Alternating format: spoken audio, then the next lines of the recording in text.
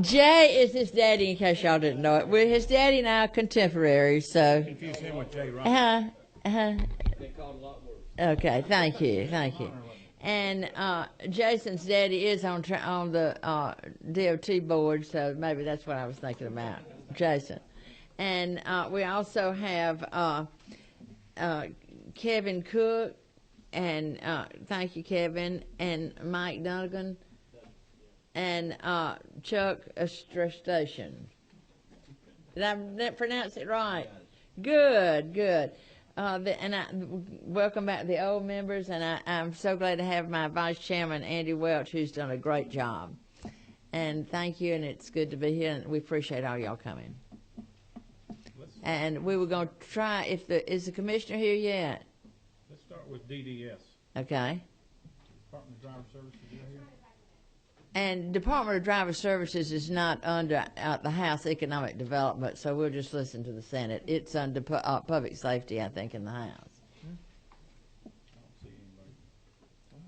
Driver Services is not under us. I guess we can zero that out.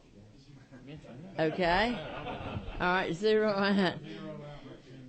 They didn't need that service center up there. Now, the only change that's on your budget, members, the only change on your budget, if you look on page 85, if you brought your supplemental budget, is the $60,000 being added for the service center. And I think they're moving facilities from the current place. They're moving, and so the new lease is going to increase. And I think they're going to increase the size of their facility as well. The landlord wasn't maintaining the facilities properly, and so they're moving out. So that's the only change that I've been made aware of. So I don't see anybody here from Driver Services.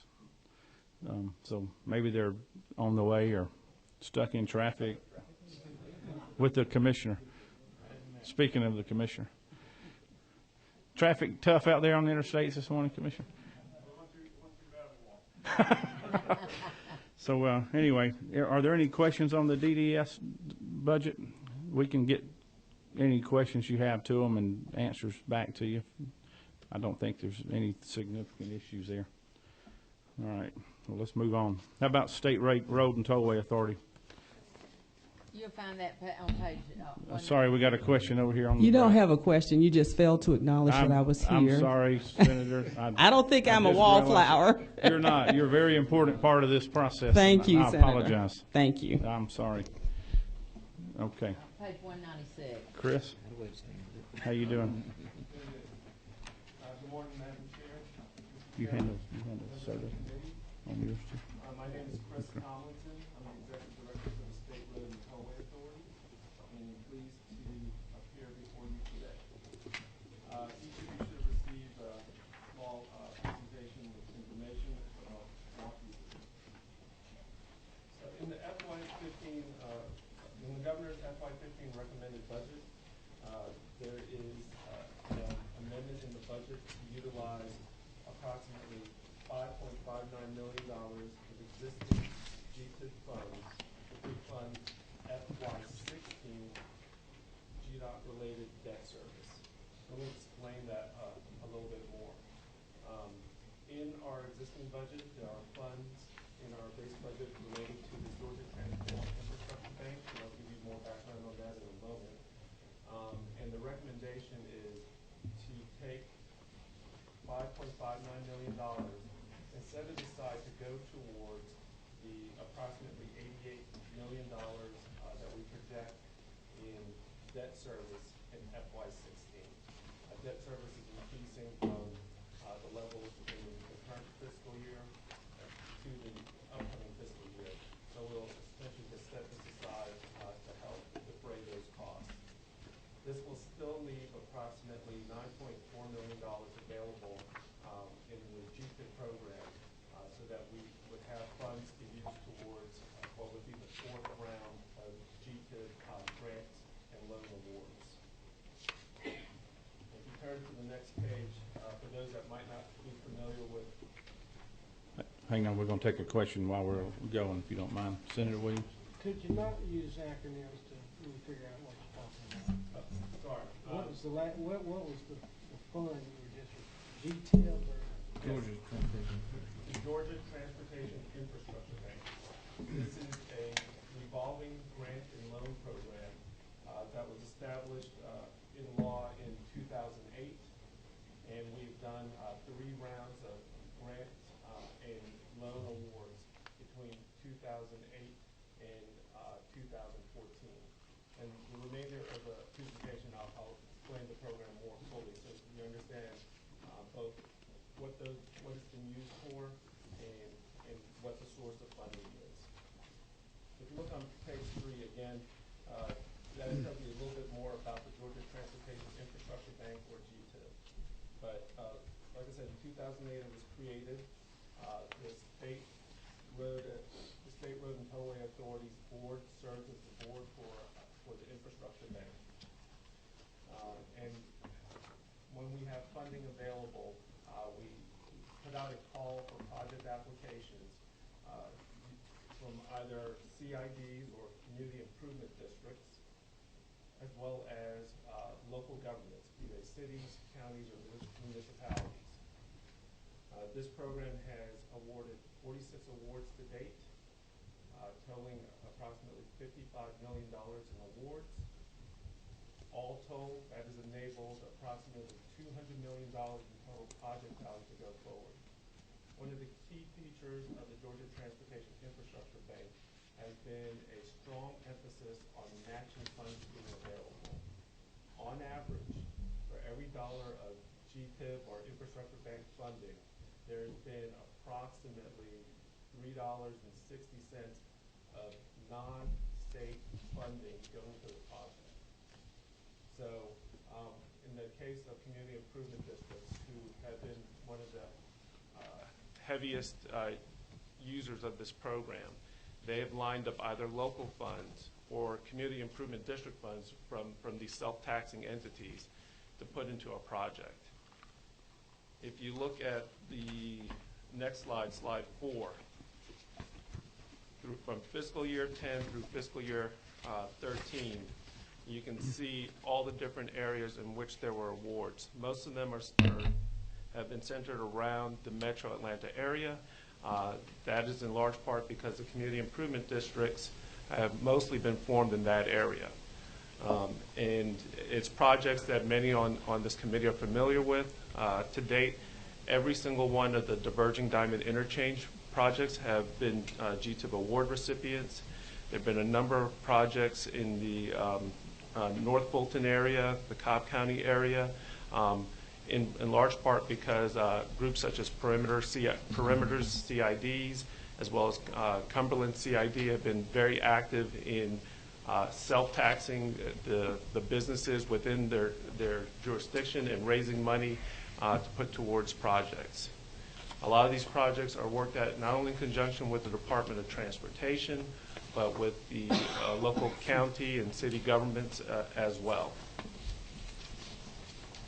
On page 5, you see a map of those projects that received awards in the last or the third round of the Infrastructure Bank process. We had 16 grant awards, 6 loan awards, total of approximately $33 million in awards between the grants and loans, enabling approximately $100 million in projects to move forward. It also marked the first round where we saw funding outside of the metro area. In large part, we're now starting to see community improvement districts being formed outside of the metro area, and we saw an increased project application or project request from municipalities who are starting to take advantage of the loan program. Through the loan program, what we have done is we offer low interest rate loans, and those have traditionally been at an interest rate that has been lower than what these municipalities can typically borrow money at. We have historically matched the interest rates that have been put forth by GEPA when they've done their water and sewer loans. And again, those interest rates are substantially lower than even the healthiest of county governments could typically borrow money at, thus making it very attractive for them to look to this program. Got a couple questions. One, Chairman Roberts, and then it looks like either Senator Dugan or we'll go with Chairman Roberts first. Thank you, Mr. Chairman. Chris, first of all, y'all have done a lot of good work through this infrastructure bank. And I guess I want to go to the point to where, and you briefly talked about it, but how many projects other than the one in Grady County has been outside the metro area? I guess it depends on your definition, but we consider Athens and Brazos and Flowery Branch and Gainesville as outside the metro. I grew up in Valdosta, so I get it. Grady's certainly outside, but it really, we got applications from all over the state, but a lot of the applications from the rural areas did not have the match components that we were looking for, and it was the first time they had really participated in the program, so we've gone back out to them and coached them a little bit on how to become more competitive. It's more difficult for rural areas to compete with a metro area when you're talking about congestion reduction, but if you're talking about economic development like the Grady County project is, and some of the other that really important job centers that may not be important to Metro Atlanta, but in the rural county is very important to them. So I think in the next round we're going to see a lot more projects from rural areas that will have more match component and will be more focused on economic development and job creation, and will be more competitive in the program. So, one, basically Grady County outside. I mean, you're from Valdosta, you understand. I mean, we still kind of consider Athens and all in that area, and that's kind of what I was getting to. I know several local governments who have applied, but they haven't been able to get the funding, and that's been a concern. While I realize the importance of the metropolitan area, don't get me wrong, to this state, especially from transportation purposes, I also realize that we have some other areas that have some issues that they're trying to address, and I was just wondering how many had been turned down versus how many had been approved. So, and we're hopeful that the next round we'll see more competitive applications from around the state, and we got 80 applications. We're only able to award 25 or 30. So the applications that come in are much higher than what we have money to fund. And that's a good thing because it's competitive and we only fund the best projects that are out there. But given the feedback that we gave them last time, and I personally reached out to all the applicants and informed them of the reasons why their applications didn't score as high in the matrix. I really feel like that they understand a little bit more what we're looking for, and that they'll be much more competitive in the next round. one final question, Mr. Chairman. Go ahead, Madam Chairwoman. And I guess kind of getting back to that, in other words, when we're starting to score projects, I guess I want to get a little better understanding of how we score them from the standpoint. Listen, the Diverging Diamonds are a great tool. They're doing a great job. But a project necessarily in rural Georgia is never going to be able to, quote, compete with that type of project from that standpoint. And that's what I was kind of wondering, are we in a situation where those projects are always going to beat out and they're going to be at the top of the list, and so we give out money before we get to the bottom? Right. And that's a great point. And so we, the number one criteria is matching. That's the number one. The leadership has told us that they want to use these dollars to leverage local dollars and really spread that dollar as far as we can get. So that's the number one criteria. The number two is economic merit. And historically, I would say that is you get more points if you have a lot of jobs in that corridor that you're supporting. But again, when we went down and met with the folks from Grady County, the number of jobs that will support is a low number compared to Metro Atlanta, but for Grady County, it's a big deal. And so we started to, I would say, we started to understand a little bit more how important these projects are to these areas, and score those projects a little more accordingly to that. So I really feel like in the next round that the stars that you're seeing will be all over the map as opposed to just in the northern half of the state. And I promise this is the last question. I know I said that. But getting back to the report, and I'm sure you read the report that come out of the Joint Study Committee, we had a lot of conversation about recapitalizing this infrastructure bank from that standpoint, and looking at the possibility of a tiered system with a percentage, trying to help these lower tier counties more or less with some of these projects and all. If we were to do that, what kind of funding do we need to be looking at? And And to be honest with you, this is a serious question, and from you or to you, what percentage? I mean, if we're trying to look at a percentage to go on from a tier system, and when we recapitalize that fund, I mean, would it be safe to say 20%, 25%, 10%? Do you have any kind of, I guess, and Chris, you may want to answer that, in the direction that we need to go? I'm not sure about a particular percentage, because right now, just like everything else in transportation, the need is so far outstripping the cost. I would say, though, to your point, if we looked at an expansion of the program, it would be very easy, and quite frankly, it would be easier on us if there were tiers or buckets, so that some people would sort of self-select. We spend a lot of time trying to look at ways to encourage broader use. Bert summed it up best. Because of the strong emphasis on match, the community improvement districts have an inherent advantage, but Sure. albeit they're putting literally their skin in the game. And so one of the things that we had done was to try to encourage, in working through the Georgia Municipal Association and ACCG, the City and County Government Association, to explain how the streamlined loan program, where the match, they're borrowing the money, was already wasn't critical. If there's increased funding, I can't again speak to a percentage, but I could definitely see having buckets of categories where the funding is known. This is what's available for these type of projects, and then whatever money is there, at least everyone will know which bucket that they are applying or requesting from. And I'm not against CIDs. I mean, they do a wonderful job.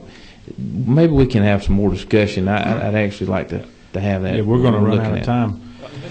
And CIDs could be You've piqued everyone's interest, so the board's lighting up over here.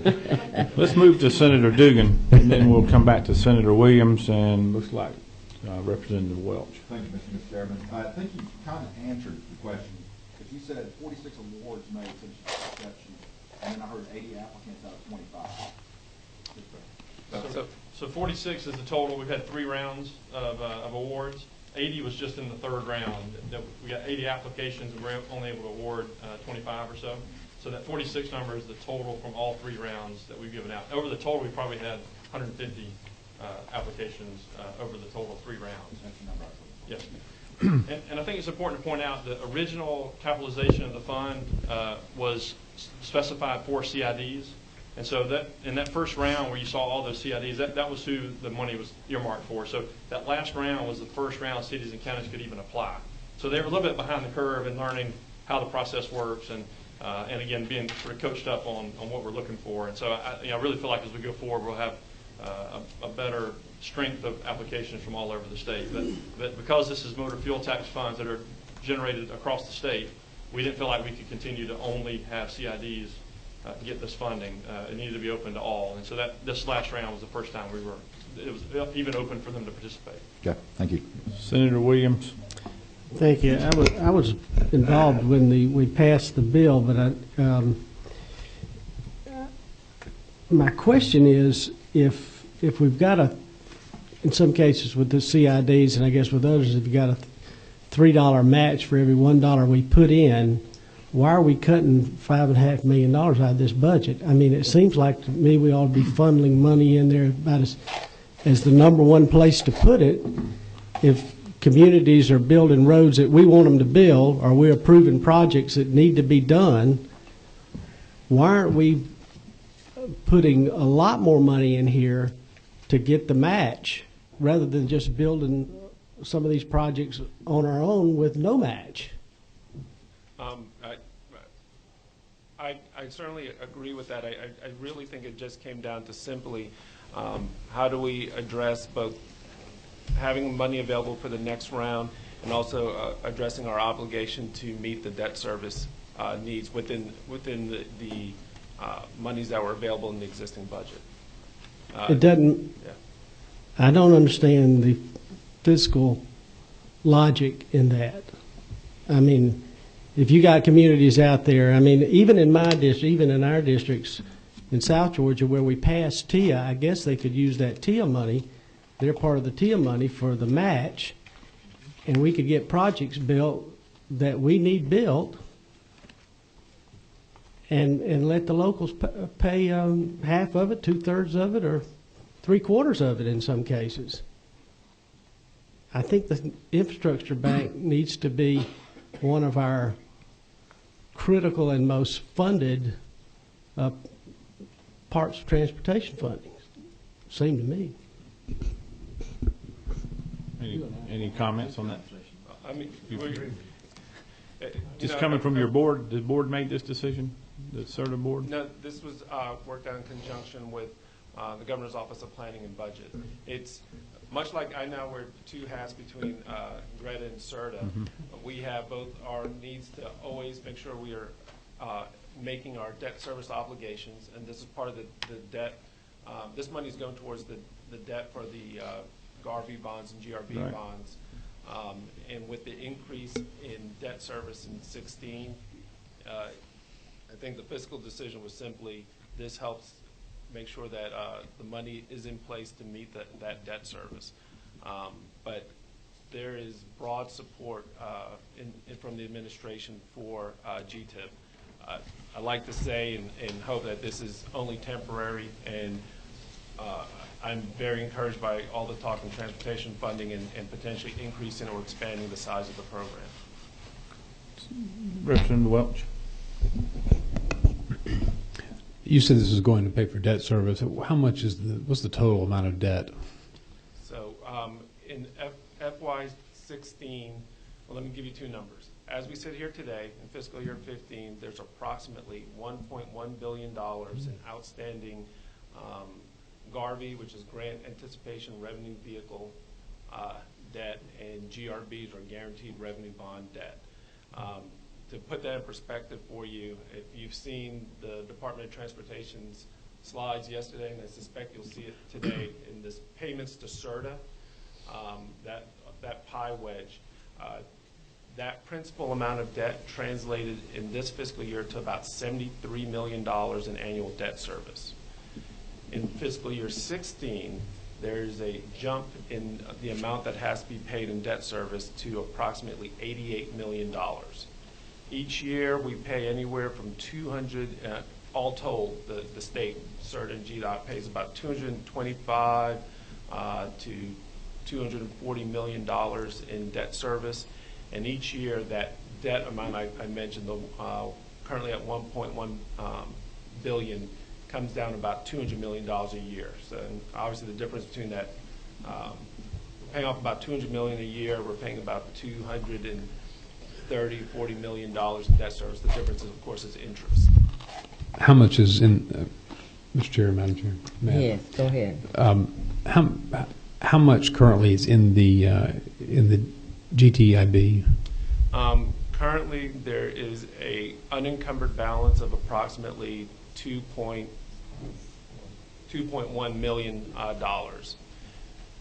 With the funding that is in the current budget, even after moving $5.59 million towards future debt service, we would have $9 million available. So there's about $7.4 million in fiscal year 15, plus $2 million from earlier rounds that wasn't spent, which would allow us to do a fourth round where we could announce requests and applications in this calendar year of an eligible pot of money, if you will, of approximately $9 million. Okay, so let me get this straight. You have $9 million total, is that right? And then out of that $9 million, you've got a portion of which is the $2.1 million unencumbered. You're transferring $5.6 million essentially to GDOT to help pay the ongoing debt for Garvey and the GRB. Does that leave you with the $2 million? Am I understanding you correctly? No. We will, after the transfer, have a total of $9 million available for the next award. Okay. So there's $12.9 million in the base budget for GTIP, and so that 5.5 will come out of that 12.9. And you've already committed some of the $9 million in the previous rounds for the year. You haven't awarded any of the 15 money yet? That's right. we waited until the amended budget came back Okay. because we wanted to see what the number was. So you've got them in the pipeline ready to go? That's right. Yes, sir. Okay. Senator Williams, follow-up question. Is there a requirement to qualify for this money that those projects line up with any of the projects that are approved by the planning office? So if it's for the larger projects like the Windy Hill, DDI, and those that have large dollar amounts, that's a $20 million project that we put in about $2 million into. Those are lined up, and so we, as part of the rating criteria, you look at are you part of a plan? But for example, Grady County was an economic development project that was not a part of a plan, so there's no requirement. But certainly, if it's in an area that has a plan and you essentially get credit, and we double check against the planning office and with the planning director to make sure that we're not building something that it shouldn't be built. And so there is a check on that. The planning director is part of the advisory committee that reviews the applicant. So there's that review that goes along with the evaluation. So this is a way, in some cases, to build a project that we're planning to build and let the locals pay for most of the cost. And quicker than And what quicker. we planned. Yes, sir. I don't understand why we're just not.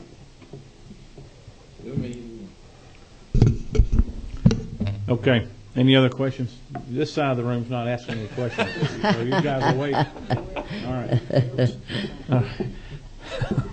No other questions. Thank you. All right, thanks. Appreciate it. Let's hit the Greta crowd since Chris is here. You can just keep your seat. Put your other hat on.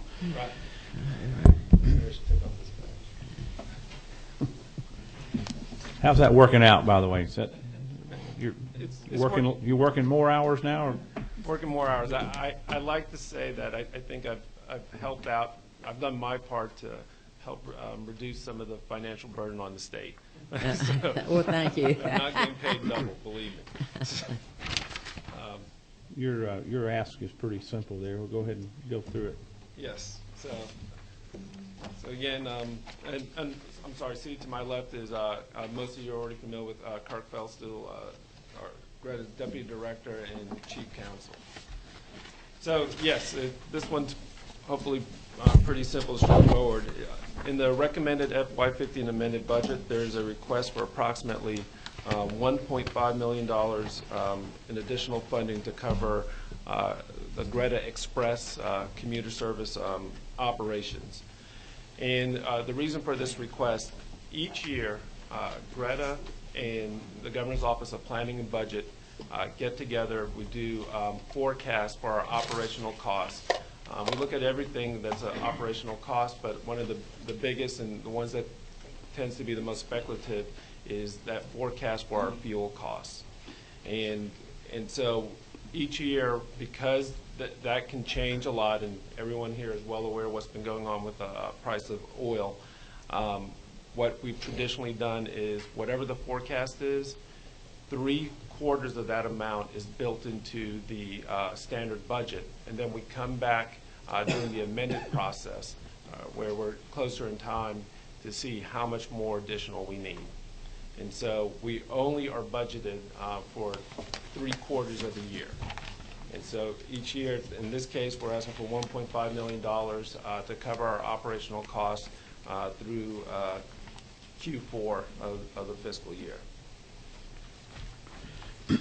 Explain to the new members how you were funded. You were all basically federally funded, and now you no longer get that. Is that correct? Well, for the express service, for the transit service that we run, the funding is essentially 1/3 federal, 1/3 state, and 1/3 the fare box. This is very typical for any transit operation. Actually, to tell you the truth, the recovering anywhere from around 30% at the fare box is considered to be a strong position to be for any transit agency. We're up there with any of the major transit systems that you would find around the country, if not around the world. But needless to say, because it doesn't cover its own costs, both federal funding as well as state funding has been critical to being able to operate the service. I'll tell you a little bit more about our service and Greta's core business. So there's really two. Everyone's familiar with the regional commuter transit service that is branded Express. We also perform transportation performance management. So we serve as the governor's voice, if you will, when it comes to approval of the Metro Atlanta TIP, or Transportation Improvement Plan. We perform various performance monitoring when it comes to air quality in the Metro Atlanta area.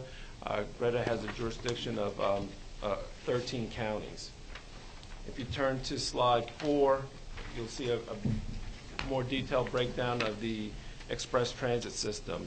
But 33 routes, 175 buses, 30 park and ride lots in the metro area. Some are owned by us, some are leased. We draw ridership, even though we literally only have park and ride lots and stops in 12 counties. We draw ridership from over 44 counties.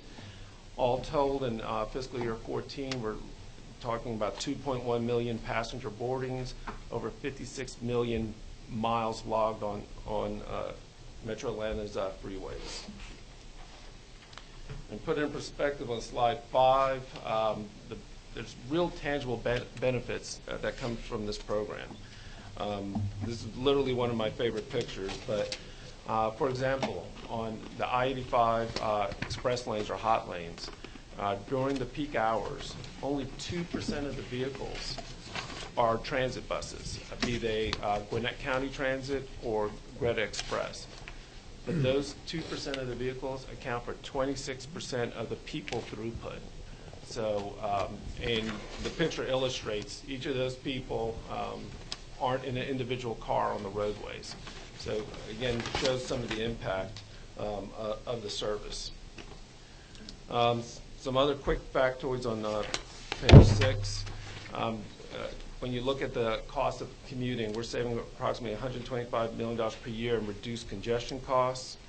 The service provides connectivity that can be reached and utilized effectively by over 3.4 million residents and connecting to over 375,000 jobs. The services that we run today run to the work centers in downtown and midtown Atlanta. We have a little bit of service to the perimeter area. One of the things that we're looking at is potential future expansion to these growing work centers such as the perimeter area.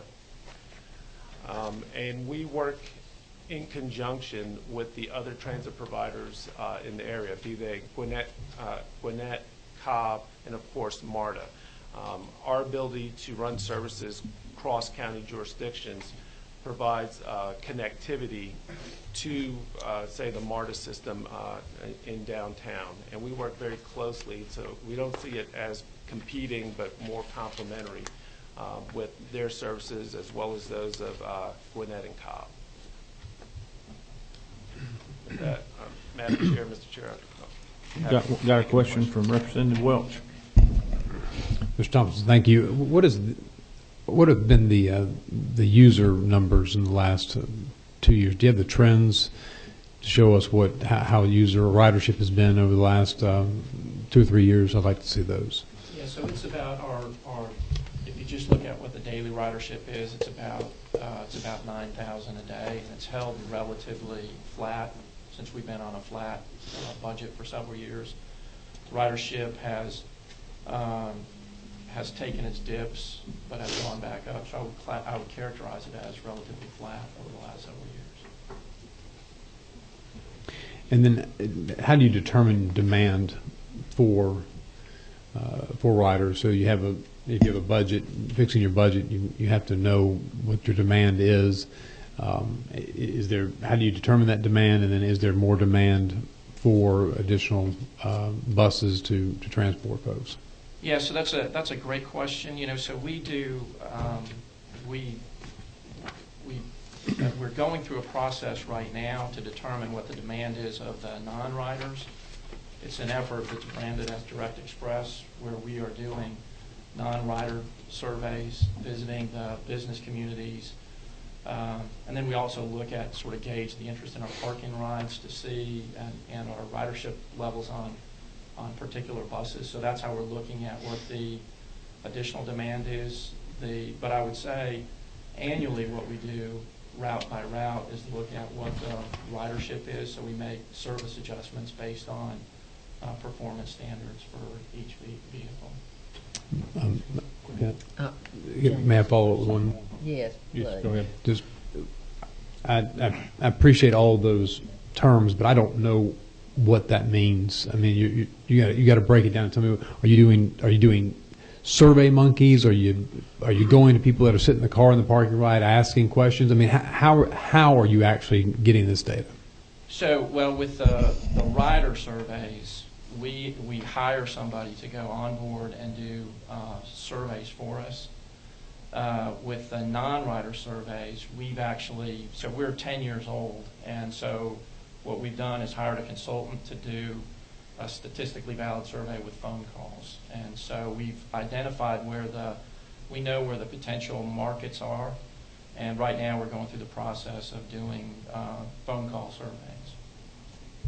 And I would add, we also reach out to the corporate community. We've had conversations, for example, with State Farm. We asked them to share data with us. I believe they refer to as sort of their heartbeats. Well, here's where their workers will be working, but they're surveying to see where they're going to be living. So, for example, some of the feedback we've received from there is for the new State Farm headquarters or campus, they are predicting that a significant portion of their employees might be coming from the Cobb area. So that tells us to tell our consultants we should study some routes to provide connectivity from these communities to that work center. Real briefly, tell everyone about your workforce, because I remember Janine talking about the contract labor. So two things. In terms of actual state employees, we have approximately 45 employees, but the majority of the folks working in our transit service, be they the bus drivers, maintenance, et cetera, is through outsourced contracts. All of our service is spread across 5 contracts. 3 are directly with very large known transit service providers. 2 of the contracts are with, one's with Gwinnett County Transit, one is with Cobb, but they in turn have those outsourced to some of the same vendors. In terms of the size of the workforce across those contracts. Yeah, I mean, you're talking about over 200 if you add up the drivers and the mechanics and the folks that operate the facilities. And one of the things we're looking at right now is are there some ways to streamline that work so it's not spread over 5 different contracts with different terms and different performance levels. Chairman Roberts. 2 quick questions. One, do we track how many riders go from your buses onto MARTA and those types of things as well? I mean, so we know we got 9,000 roughly riders, give or take. How many of those do we know actually take Greta in, then get on MARTA, the train or whatever, to go on for downtown to keep the congestion out? Do we know that? It's about 10%. About 10, okay. All right. And the last question, you know, in talking with a lot of these business and industries that's looking at coming into the state, one of their big concerns is transportation. We get that from not only from congestion relief, but also from the public transit standpoint. I know y'all are involved in some of it, but how much are y'all really involved in being able to communicate with them when a industry or business, say like what you talked about, State Farm relocating or Mercedes-Benz or whoever coming in, do y'all really coordinate a lot with that? We are starting to coordinate much more because you're right. Since I've stepped into this role, I've received as many calls from members of the Chamber of Commerce that I have from just vendors, which says a lot because I get a lot of vendor calls. But you're exactly right. The connectivity issues are front and center in their minds. And one of the things they like about our service and they recognize about Atlanta is how spread out the communities are. For all the talk of people moving back into the city center and millennials, that information is true, but we have very well-established, thriving communities outside of the city core. And services, our commute service is going to be, I think, a key and hopefully a growing one to provide that connectivity. And then one other point I would make, some of our riders, I think the reason our ridership is as strong as it is because it is attractive to those choice riders. It's not your typical bus. It's a very comfortable coach bus, and I think that's going to be critical to getting some people to try transit, is trying to attract those choice riders, and that type of experience is important to these employers as well. So for all those reasons, I plan to continue my conversations with members of the Metro Chamber and coordinate more with Department of Economic Development, Chamber, and those type of groups. Thank you. I think we're out of time. Thank you, Chris and Kurt. We appreciate your time this morning. Next, we'll bring up the DOT.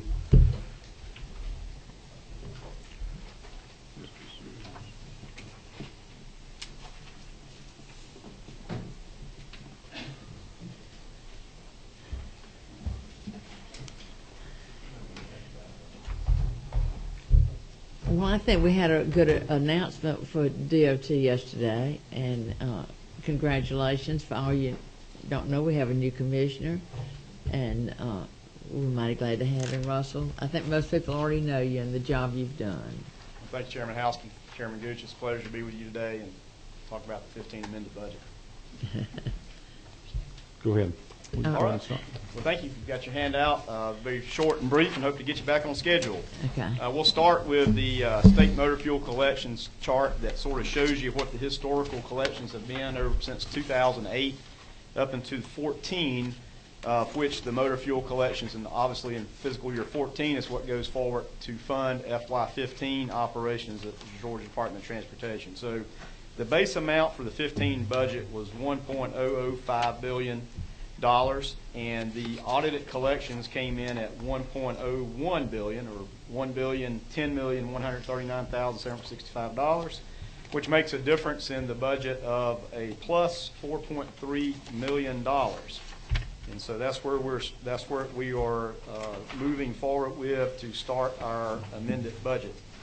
You flip to the next slide, you'll see this, and some of you saw this yesterday. It's just a breakout by percentage of how the $1.01 billion audited amount will be used. And again, I think you had a robust discussion earlier a little bit about the debt and what payments to CERTA is, and we'll talk about that a little bit more. Chris was spot on. The total debt amount for the fiscal year is about $230 million that gets reflected in this fiscal year. There's actually a little bit more debt than that at about $248 million, but part of that's handled through some reserves that takes that down. So when you see that, so that's just a distribution of how the 1.01 billion is, and when you take 4.3 million and look at what we're going to do with it, those percentages don't really change at all from what was presented originally in the FY15 base budget. One question real quick. Chairman Roberts. No, I can wait till after. Okay. If anybody has a question about a specific slide, let me know. Otherwise, we'll wait till the end for general questions. Go ahead. Okay, very good. Just moving next to how the $4.3 million will be amended in, or where the adjustments are made, is we're looking to move all that into the routine maintenance category. To take care of additional service agreements. We try to utilize independent contractors to do specialty type work that's usually outside of our wheelhouse. We certainly have a need to take care of those maintenance activities, such as going out and repairing if you see the noise walls here in Metro Atlanta that are knocked down, that takes a specialty contractor to put those back up.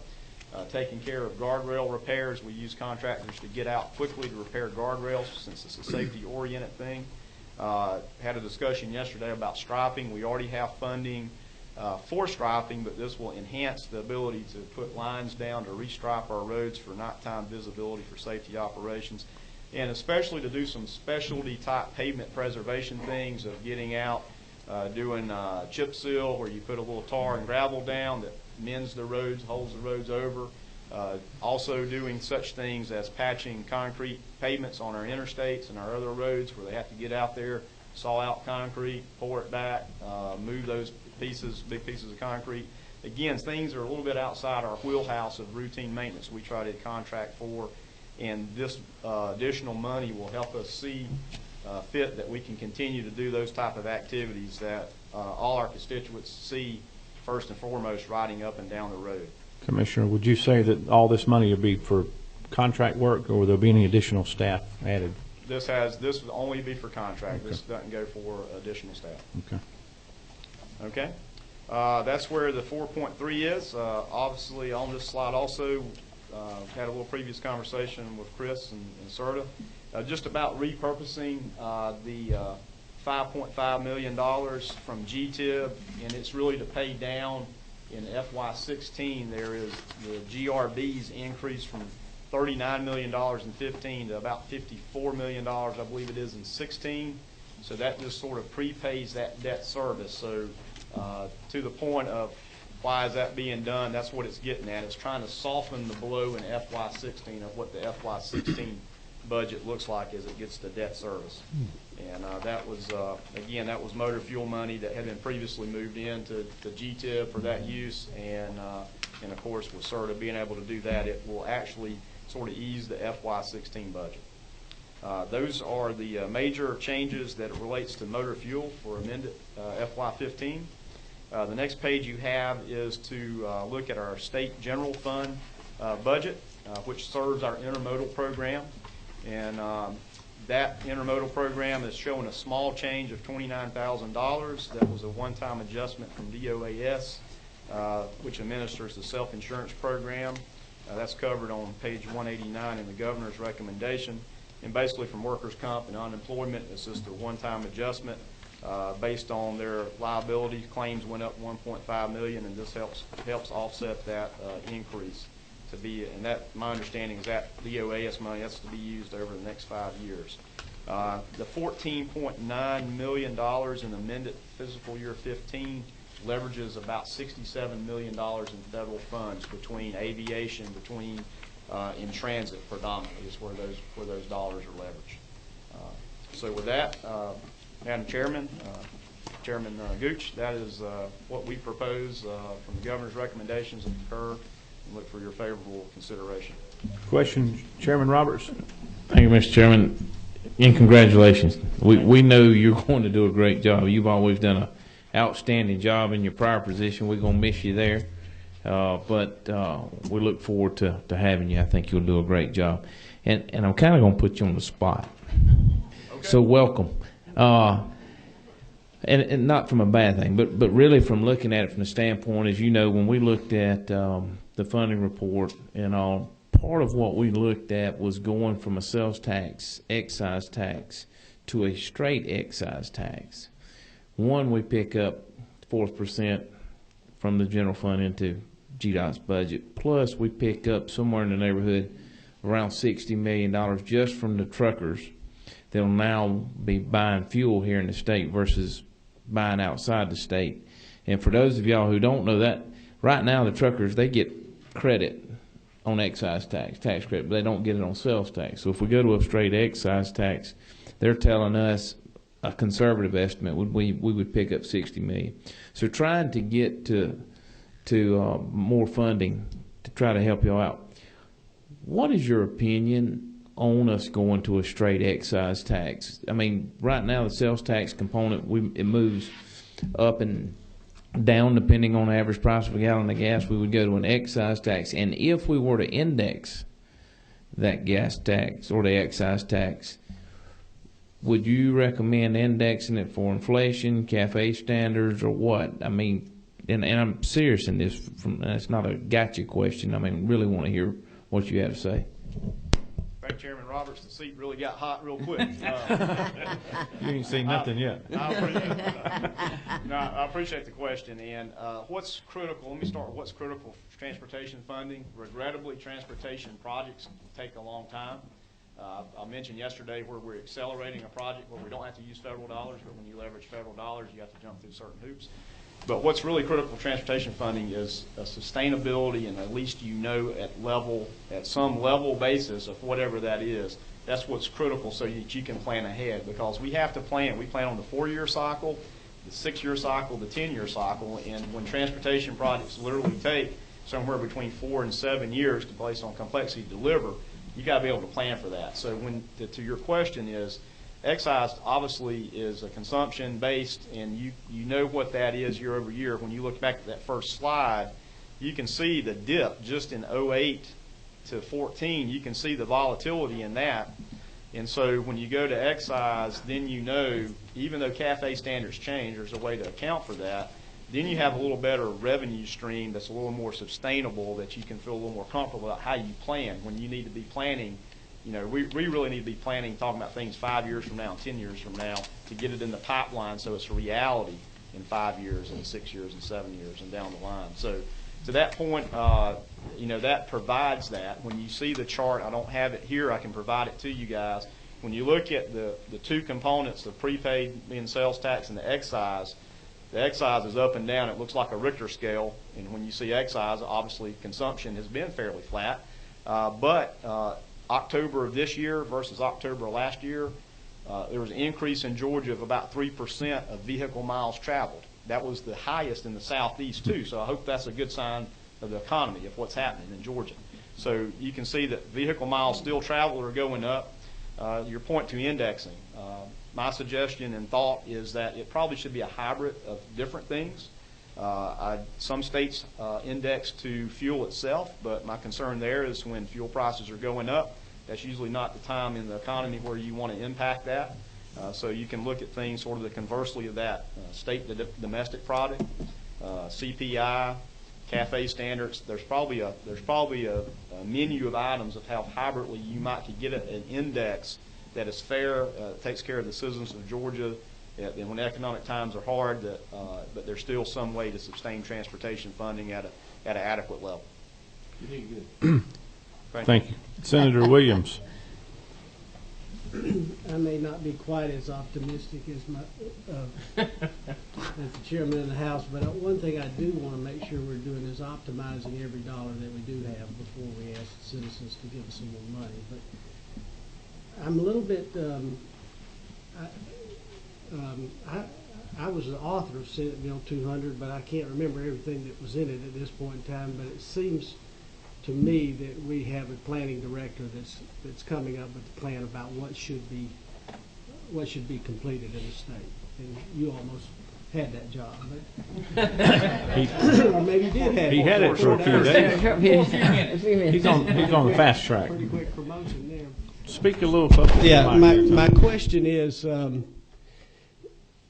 if the infrastructure bank was set up in such a way that it rewarded those communities that did projects on the list that comes out of the planning director's office, and they're willing to come up with the lion's share of the money, why wouldn't we be putting money into the infrastructure bank rather than taking money out and paying off debt?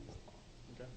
I'll only speak to that a little bit for my short time as planning director, but also in the opportunity I had to work with the previous planning director when I was chief engineer. And your thought process is very solid. But also, so you know, that the former planning director and commissioner worked very diligently with communities that would leverage their money also to take advantage of communities that would come forward and say, step up, and to lessen the federal share, or the state share.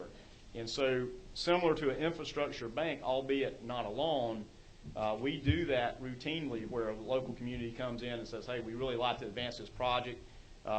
We need help. And somewhere along the way, instead of just an 80% federal, 20% state, they would either offset the state or offset the federal amount to leverage that. So it's all about leveraging money. And to either way, you get at that. And especially I especially appreciate your comments earlier about the TIA counties and the TIA regions that pass. They have the ability to leverage that. And I would hope that they go to the first of the line for any consideration. Of course, GTIB has been funded through myriad of sources originally as it was set up. I think there was a general fund probably there. Over the past few years, motor fuel has gone into that GTIB account, and my personal philosophy too is taking advantage of loans, using it as a bank. Since Chris did articulate what a great interest rate and how competitive that is, I do think that's a good tool that can be used to leverage and look at how you leverage people's ability to advance projects. So it's sort of a hybrid there. The department has the ability to do that leveraging as well with state and federal dollars, or you could do that out of the GTIB as well, and in a loan in a finance place that for certainly any kind of infrastructure bank is a good notion and should be looked at. There are other states, similar economics of Georgia, that are utilizing infrastructure banks more than we are, or better than we are, or. Some are, yeah. I hear yes behind me, and I'm sure there is, and that's something we can certainly dig into and get some good examples. But we originally funded this with some state monies, didn't we? Now it's motor fuel, isn't it? Yes. Okay, I have a question from Representative Dudgeon and then Welch. Thank you, Mr. Chairman. I do want to point out and thank the commissioner. I'm also from Forsyth County, and you did some matching outside of the GTIB in order because we put in a lot of local money for 400. But I really want to echo Senator Williams. I'm concerned with the message we're sending with we need more money in FY16 for transportation. We're talking about tax issues, but we're taking money from 15 from a very successful program which encourages local match, which is the best bang for the state dollar, to pay down debt. I mean, I guess I kind of get that, but it just seems like that kind of goes counter to the general theme of what the General Assembly is trying to do. So I just wanted to make that point. Thank you, Mr. Chairman. I'm sure the commissioner will take all the help he can get in paying his debt service. You just should have asked that question to the gentleman behind him, maybe. Representative Welch. Thank you, Mr. Chairman, Madam Chair. Commissioner, help me if you can understand your capital construction projects under your 2015 budget. You have $1.1 billion, it looks like, $1.2 billion for capital projects. Are those projects, how many of those projects are funded through a TIA, one of the 3 TIAs that have been approved in the state? So there's actually no TIA funds involved in that number. That is separate. Okay. Again, that money is collected from revenue, goes to Georgia State Finance Investing Commission. It doesn't enter our coffers. We ultimately we're just a pass-through ultimately to pay property owners, contractors, vendors for their services they provide or property. So TIA is not in there, other than there is some projects are federal share where TIA, again, sort of to the infrastructure bank question, TIA leveraged in advanced projects because it took a greater share than 80%. And that way when the project lists were put together, some projects they still had a federal component, a TIA component, and maybe even a state component. So it's going to have those 3 components. So there, to the extent there are some projects that are included in that piece of pie that were federal funded and or state matched that advanced the TIA project. But the TIA dollars are separate from that. And okay, and then out of the TIA projects that are being done, looks like about a third of the $1 billion is being spent now. Are those new capital improvements or maintenance projects or both? The capital program includes both. And so No, the TIA, I'm talking about the TIA projects that are in River Valley, etc. The TIA projects, if I follow your question, the TIA projects range from everything. Heart of Georgia was big on capital maintenance, which is resurfacing. Have done 100 and something resurfacing projects. River Valley had some bigger projects. They've already done a couple of trails, working on a big interchange over by the fort. It's underway for there. Central Savannah has a myriad of things, including some big projects, Wrightsboro Road, 2-lane to 4-lane, $20, $30 million projects that had federal money and TIA money on them. So it's a little bit of everything. And then what do you know about how much the projections were in terms of money to be raised through the Metro Atlanta or the ARC TIA? Do you remember what those projections were? $6 billion? Yeah, it was, thanks, Kurt. $6 billion for 10 years. I was trying to remember. I had $1 billion. I couldn't remember the number. $6 billion over 10. And there was a split. There was a split about 51, I believe, for transit and 49 for surface transportation. Is that it? Yesterday, a comment was made or a question was asked in the appropriations meeting about the aviation money, and you answered the question, but I think you came back later and wanted to add something to that. Would you just go through that real quickly for the committee? This is dealing with the 16 budget, but it was a reduction of $5 million. That's explain correct. That. Yeah, the conversation yesterday was the $5.3 million reduction in aviation program. What I want to clarify is that not every project is feasible for federal aid.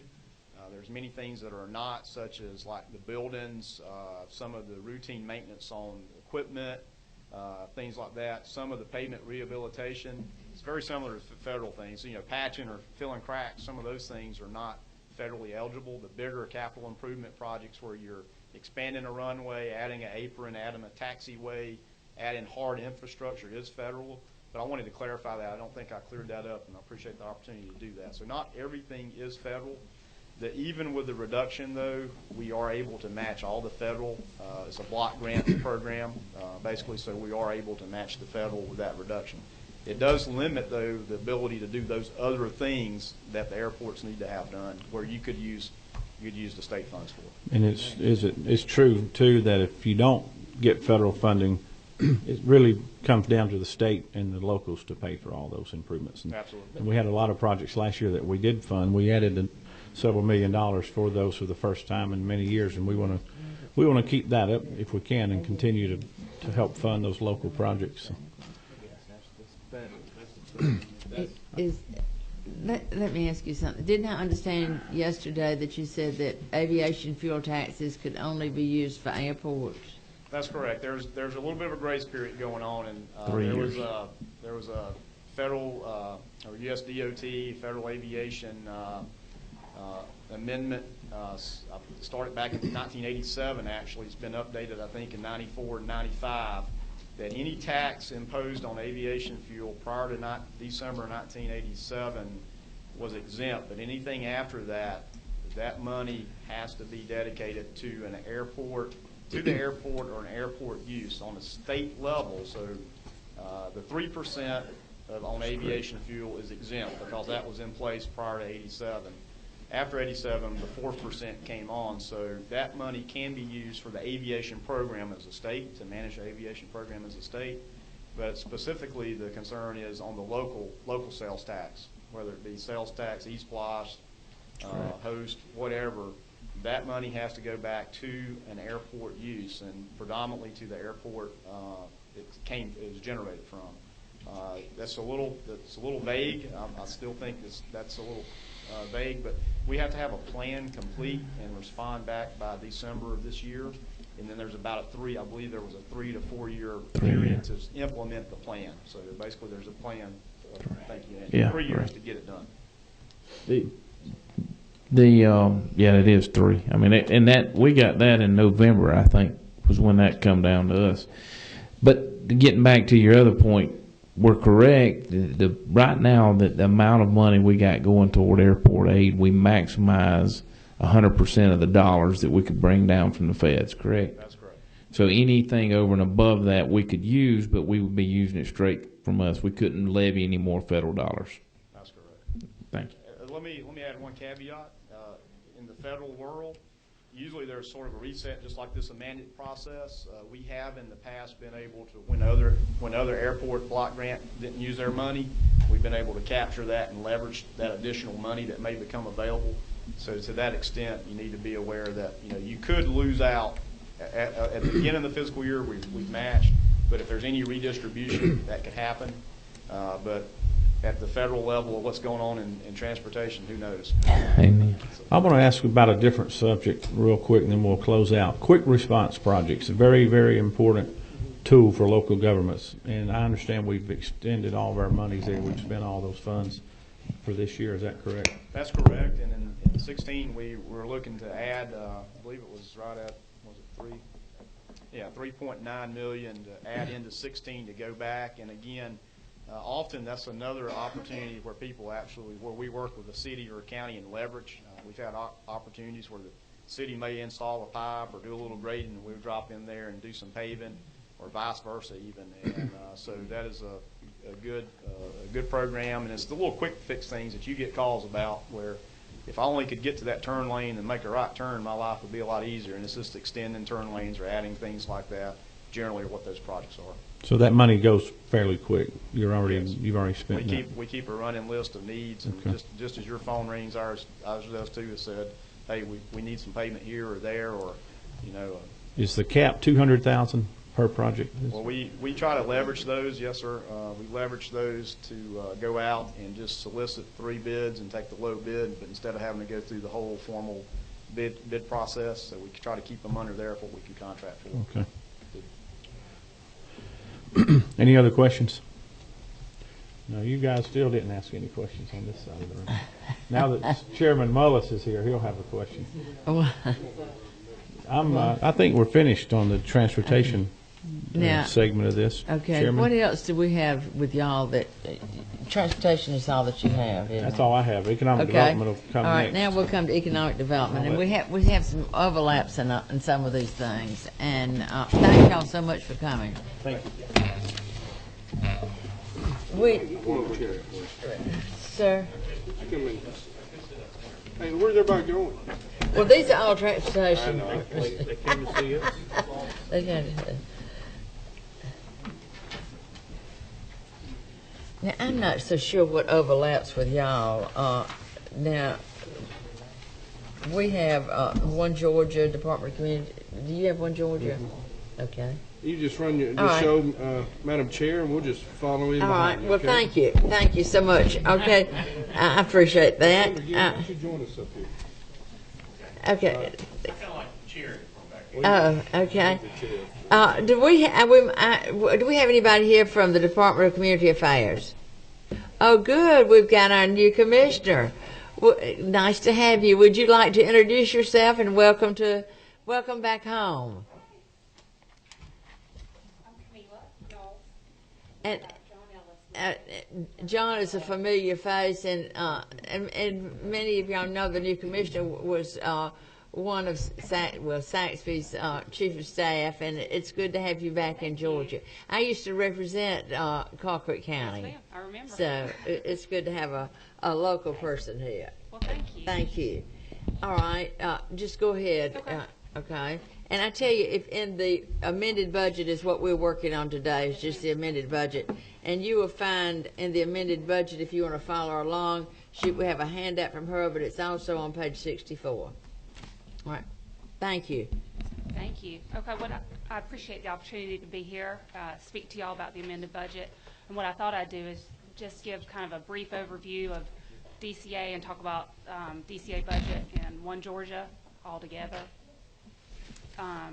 At DCA, we consider ourselves the state's community development agency, and we partner with communities to create a climate of success for families and businesses. And we do this in 2 main ways, community and economic development, and then safe and affordable housing. We actually have over 60 programs at the Department of Community Affairs that we administer, but they all tie to those central themes.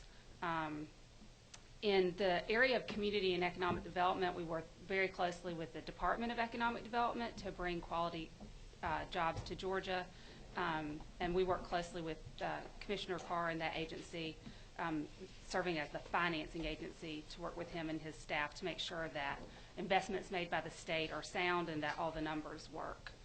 2 main programs involved in this process are our Regional Economic Business Assistance Program, the REBA program, and One Georgia's EDGE program.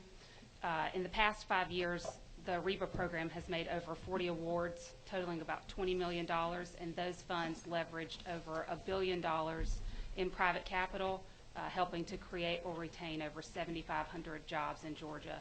And some recent projects, examples of projects funded through REBA include $200,000 that helped with the location of the Trident Seafood in Carrollton, $350,000 to assist with the expansion of Hitachi Automotive Systems in Walton County, and $680,000 to help with the expansion of Alcon Laboratories in Johns Creek.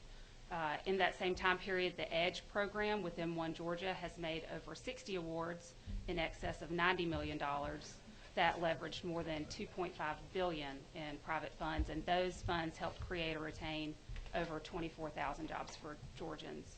And some examples of those EDGE awards funded through One Georgia include $4 million to assist with the reopening of a chicken processing facility, Pilgrim's Pride, in Coffee County, $300,000 to assist in the location of a distribution facility, 6 distribution in Jefferson, and $18 million for the Caterpillar deal in Oconee County. In addition to financing economic development activities, DCA is also very active in community development, which involves preparing communities so they're ready when an economic development prospect comes looking. The flagship program for this is the Community Development Block Grant, CDBG, which basically primarily helps cities and counties with infrastructure needs. In FY14, CDBG awarded $40 million to 88 communities around Georgia, funding projects like water and sewer improvements, construction of community facilities, and to invest in economic development projects, creating over 1,000 jobs and more than $300 million in private investment. The programs of the Appalachian Regional Commission are also housed at the Department of Community Affairs, and that's a state-federal partnership that works for sustainable community and economic development in those 37 Appalachian counties. In FY14, DCA awarded a total of $3.8 million to 16 communities in North Georgia for projects ranging from infrastructure improvements to tourism to education. DCA also supports our downtowns with our Main Street program, which provides assistance in community organization, urban design, and economic development and promotion. We currently have 96 Main Street cities in our program, and in FY14, our downtown development revolving loan made over $1.5 million in loans, spurring private investment of over $5 million, and that created over 175 new jobs. DCA also helps communities with comprehensive planning so that each community can decide for themselves what type of future they envision and help them achieve that vision. Another component of building strong community is encouraging civic engagement, and DCA is proud to house Georgia's AmeriCorps program. And this program provides funding to communities through a competitive process for establishing community service projects, addressing a wide variety of needs, including education, environmental issues, homelessness, and things like that. DCA is also the state's housing agency and administers programs of the Georgia Housing Finance Authority. And a critical component of building strong Georgia communities is making sure there is safe and affordable housing available, and that workforce housing is in place when a new employer is looking at communities. One of the ways we do this is by allocating housing tax credits to private developers to build multifamily housing in communities where there's a need. And the housing tax credit program allocates those credits on a competitive basis, and these credits allow the private developer to create equity in the project so that a dedicated portion of the units can remain affordable, and the credits help support both the building and the maintenance of those housing developments. In FY14, the Georgia Housing Credit Program provided affordable housing tax credits to finance the construction of 30 energy-efficient properties that will house over 800 senior citizens and 1,500 families at affordable rents across rural, urban, and suburban areas of Georgia. The majority of these households will benefit from the program's focus on stable communities with quality education, transportation, service, and job options. DCA also administers the Georgia Dream program, which provides affordable mortgages to first-time, low to moderate income home buyers.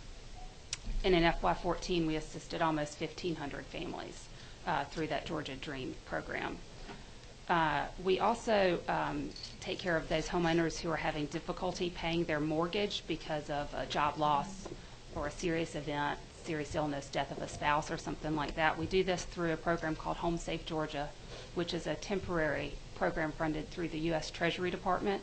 that allows DCA to assist qualified homeowners who meet these certain criteria to make their mortgage payments until they can get back on their feet. And to date, we've helped over 6,000 homeowners in 128 counties remain in their homes rather than facing foreclosure. And what's great about this is 99% of those that we've helped remain in their homes after 24 months. We also provide assistance through the Housing Choice Voucher Program, helping program participants find affordable rental housing in the private market. In FY14, we helped over 15,000 families and paid over $100 million to private landlords, which helps provide needed housing to participants and also bolsters local economies. DCA, serving as the state housing agency, also deals with the issue of homelessness. And so in FY14, we helped finance the sheltering of 13,000 people. That includes more than 4,000 children and 600 veterans through our emergency shelter programs. We also provided transitional housing to over 2,500 people, and 69% of those left transitional programs and moved into permanent housing, which is a success rate 1.5 times greater than the national average. We also play a key role in the Governor's Reentry Partnership Housing Initiative, which seeks to find appropriate housing for those leaving the state's prison system after serving their time. And we partner with the State Board of Pardons and Parole and the Georgia Department of Corrections, and it's been able to generate a cost saving to the state of over $3 million in FY14. We are proud of the work that the agency does to support communities across the state, and we appreciate the resources the General Assembly has given us over the years. In terms of the amended budget, the two areas where the governor has recommended an increase is for the State Economic Development Program for REBA, $20 million. As I mentioned previously, these funds are incentive funds that help the state remain competitive when vying with other states to bring jobs to Georgia. And these additional funds will help Georgia maintain its competitive edge, continue to be the #1 state to do business. In the One Georgia, the governor recommended an increase of $55 million. $20 million of those funds would be used to fund economic development projects, and again, part of the strategy of remaining competitive. The remaining $35 million the governor has recommended would support the initiative of broadband internet connectivity in classrooms around the state. And we partner with the Governor's Office of Student Achievement to administer those funds to local school systems on a competitive basis. In October of 2014, Governor Deal announced awards through that program to 103 local education authorities, totaling just more than $36 million. That is my presentation. I'm glad to take any questions you might have. Thank you. I think Senator Mullins has some questions. Yes, thank you. Welcome to back home. Thank you. Great Glad to be to here. have you, Commissioner. You'll find Georgia, Washington's a little different here. We actually get things done. I know. but we appreciate all your efforts. Is your mic on? I don't think so, but I'm not sure it matters. In the past we've had such deficiencies in many areas, especially in funds and revenues and so forth, and we're pretty lean now. What kind of obstacles do you see with your department going forward? Customer service was a big thing years ago, but we've cut back so far in many departments. I'm not sure if we have that, and I'm not saying your department, but are there any obstacles that you see going forward that we need to improve? Well, that's a big, broad question. It is a big, broad question. I think what's great about the Department of Community Affairs is we have so many partnerships with the federal government that during the lean years we were really able to kind of lean on those partnerships to help make up the difference. So I would say that we're in pretty good shape as compared to some other agencies who might be more reliant on only state funds. Yeah, and like DFACs in those areas, I mean, their customer service is really bad currently, and hopefully with the governor's remarks in the budget process or the state of state that we're going to improve that process. I want to talk a little bit about RETA, and I know what an outstanding program that has been with economic development and job and industry recruiting and expansion. And I appreciate your presentation earlier. Can you kind of tell me, or if this is known, how many potential requests for investments does REBA program currently have? Did you say that earlier? Yeah. tell you is we've got about a $50 million balance, but we have $80 million in outstanding potential projects. So currently, we're if we funded everything, we'd be at about a $30 million deficit. Sure. And the governor's, didn't he say the other day 20 million in REBA, and what was the other one? And then additional 20 million for economic development within One Georgia. Okay. And can you tell me how the what's the private investment for those projects versus the REBA investment? Do you have a good guesstimation on that? I don't off the top of my head, but we'll be glad to get you that information. For example, in our area, we have a company coming in. Their investment is like $60 million, and the REBA is $200,000. So it's way in the private sectors, and it should be. But I just wondered if it's kind of leveling like that throughout the state. We did have stats from the last 5 years that with 20 million in REBA, we leveraged over $1 billion in private. So and that's exactly what I'm looking for. So this seed money is smaller compared to the private investment, and it should be. But if there are a few things that would help them come to Georgia rather than Mississippi, who in one aspect was abating the property taxes forever on a project. And we don't do that here. But thank you again, and we look forward to working with you. You've got a great team already, but we look forward to working with you. Representative Welch. Thank you, Madam Chair. How is the state going to, or how's the government proposing to distribute the $30 million to $35 million for wireless broadband or broadband? Is there a strategic plan of where this is going, and if so, could you tell us about that? So the $20 million that was put in last year's budget was paired with some money from DOE and used for competitive grants at those local school systems. That was the $37 million the Commissioner had mentioned.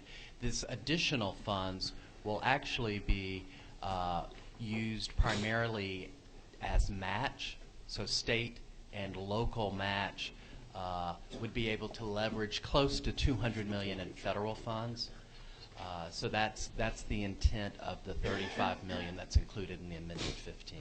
Okay, that gives me the breakdown of the total size of the project.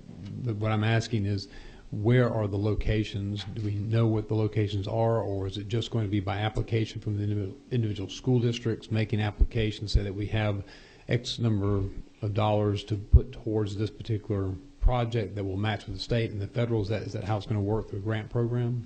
We can find out from the Governor's Office of Student Achievement if they've mapped out exactly which local school systems would be available for those federal funds. I imagine they're going to target those that can leverage the most amount of federal money. Okay. And then one other question, if I may, Madam Chair. Go ahead. We have a Super Bowl that's coming around the corner here, and I couldn't help but notice that the chairman of Rules seems to have already won a Super Bowl ring there, and I just wanted to see if that's if he could explain.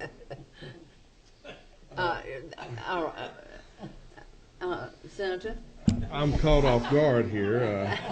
Representative Welch can find out for himself the intent of the Super Bowl ring, okay? All right, thank you. It has the number 53 on there. Is that significant? That's my district number. Oh, it is. Oh. And does it say rules on it? It does. Senate rules, is that what it says? So it's kind of... It's got cheerleaders, too. Senator Gann, are you one of those cheerleaders? Oh, yeah. Where do I get my pom-poms? Thank you. Any other questions? Representative, I didn't see yours. I'm sorry, Representative Tankersley. Okay. Thank you. Commissioner, I appreciate the job that I've known your department to do over the years in community planning, and you must meet the requirements of the Community Planning Act in order to receive grants, and they actually do make us better communities. And one of the things that we've enjoyed, another aspect of your department, I believe, is the Keep Georgia Beautiful affiliate. Will we continue to see funding for those programs across the state of Georgia? So several years ago, the Keep Georgia Beautiful program is housed at DCA, and there's a strong connection to the work we do, particularly in planning and environmental planning. But several years ago, we began reducing the amount of state funds devoted to Keep Georgia Beautiful, and they actually have a foundation that does private fundraising, so they've been relying a little more on those private dollars. So the state funds that have supported that have been reduced, but we work with the foundation continually to see what we can do to help support their programs. So that funding, though it may be raised privately, are they leveraged through your department in the form of grants? Mostly they do a lot of solicitation of private donations from companies. Coca-Cola is actually a big supporter of the program. So they do a lot of reaching out to corporate citizens and get private donations that way. Okay, thank you. Well, it's my understanding it's one of the better partnerships that we have, and they do bring in a lot of money, and it has been in the budget before, and I think we took it out when times were hard, and there's a big interest to clean up the state, and I hope we can look at that later. Thank you. Yes, go ahead. Since this is an award-winning person on Keep Georgia Beautiful. I did do a little video for my community, but they've just been so important to my area, especially, and it's been a big economic development tool. And even our most recent game-winning coach at Georgia Southern University talked about how clean our community is, and you know, there's just so much that they do that I guess we take for granted. But I personally would like to see, if there is any extra funding, I would love to see that funded, some additional funding in addition to what's being raised privately. Thank you. Thank you. Representative Shaw. Thank you, Madam Chair.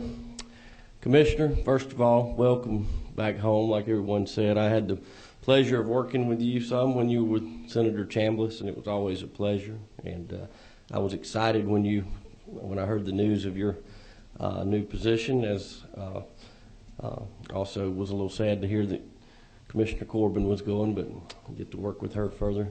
I had a question about One Georgia. I know with the changes were made a couple of years ago in the Dublin office, that's closed, right? But y'all do have a presence or an office in Tifton. Is that still the case? That's true, we do. Okay. So is that like housed 5 days a week? How's that work? It's not 5 days a week. We have a staff person who's there part-time. And what happens mostly out of that office is the One Georgia Authority has a close relationship with the Governor's Rural Development Council. So a lot of the rural policy work happens in that office by that staff member. Okay. So there are no changes foreseen on that? Not at this time. Okay. All right. Thank you. Representative Cook. Thank you, Madam Chair. I just have kind of a broad question. Of everything the department does, about what percentage approximately is federal in nature, and what percentage would be just solely state nature? About 75% federal. Okay. Thank you. I have a question on One Georgia. Many of you know One Georgia was founded on tobacco settlement money to help rural Georgia get over the loss of the tobacco allotment. When does that funding run out in the tobacco settlement? What year? It's actually set up to be renegotiated, and what I can do is I can get you information on when the current expiration is. Is that phase 1 and phase 2 to be renegotiated? Yes, ma'am. Okay. But I can get you some more information on what the plan is for that. So right, there was a timetable when it was supposed to, not necessarily sunset, but at that point then be renegotiated. How much tobacco settlement money did we get this past year? Do you know? I'm not sure, because you may realize that One Georgia Authority used to get tobacco money. I know. But past several years, we've been getting state general fund. Yeah, I think but the vast majority has gone to public The setup for One Georgia was for tobacco fund Yes, settlement. ma'am. And I think we've taken tobacco, to fill up a lot of holes, we've taken ma'am. tobacco settlement money. I can instead of- get you information on where that has gone All right. last year. Thank you. Representative, no, excuse me, Representative Welch. Yes, ma'am. I'm sorry. I had one other question regarding the comprehensive planning. What is the frequency in which the agency is requiring comprehensive planning of local governments? Cities and counties every 10 years have to submit a comprehensive plan. Then we also ask them to do what we call short-term work plans, and those are on a 5-year timeline. Okay, and so that is just an update to DCA telling them how far along they are in achieving the goals that are set by the comprehensive plan. Is that correct? Yes, sir. I had heard that the DCA was talking about, either through rules or otherwise in formal policy, that it was considering requiring a complete revamp of comprehensive plans on a 5-year basis. Is that true or is that inaccurate? Not to my knowledge. Okay. Thank you, Representative Welch. Senator Mullins. Thank you, Madam Chair. Are y'all here to talk about One Georgia Authority as well, or is there the director here for that? That's held under us. I kind of did it all in one. Okay. Well, let me ask a couple questions, if that'd be okay. What is the current fund balance for EDGE and the equity program? So with EDGE, we will have about a $5 million deficit if all projects get funded. And then with equity, we have about a $4 million balance. Okay. Do you have a lot of requests currently out for? We have a lot of requests for EDGE. Okay. Not quite as many for the equity, but we've seen a steady stream of those coming in too. Okay. All right. Thank you. Any other questions? Thank you, and thank you so much for coming. Any way we can help, let us know, okay? Thanks.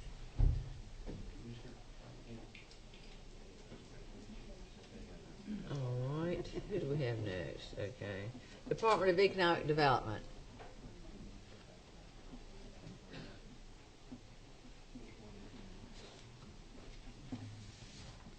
I didn't see y'all hiding over there.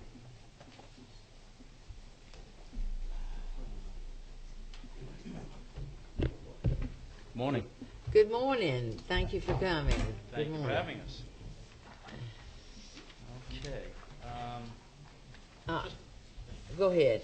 Okay. I'm just gonna. Who are you? Are you okay, Senator?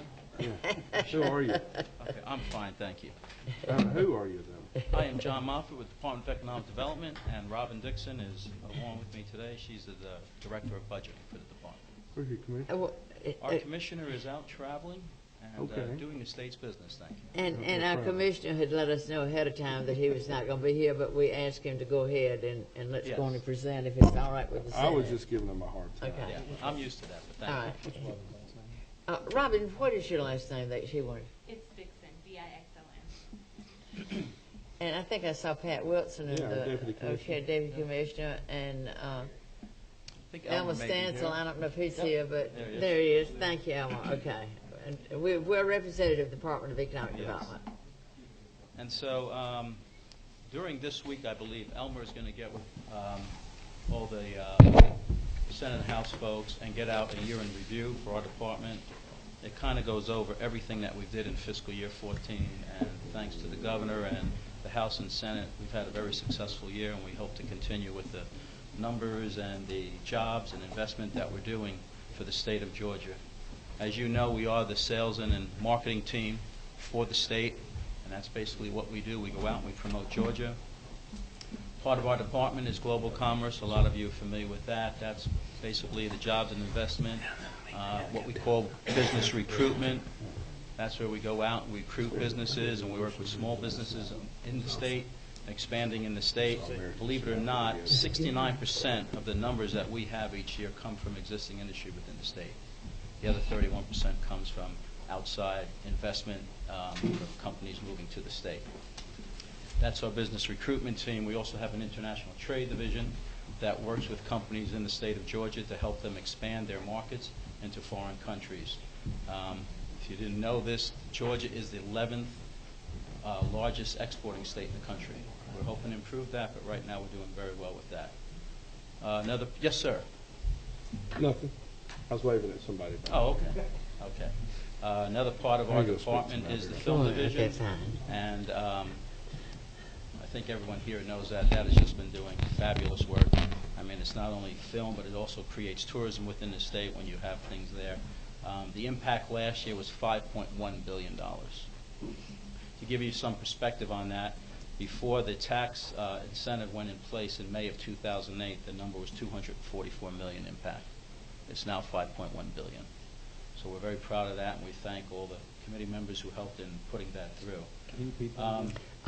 Would you mind repeating those figures, please? Back in 2008, the impact on the film industry before the tax incentive was roughly $244 million. Economic impact last year was $5.1 billion.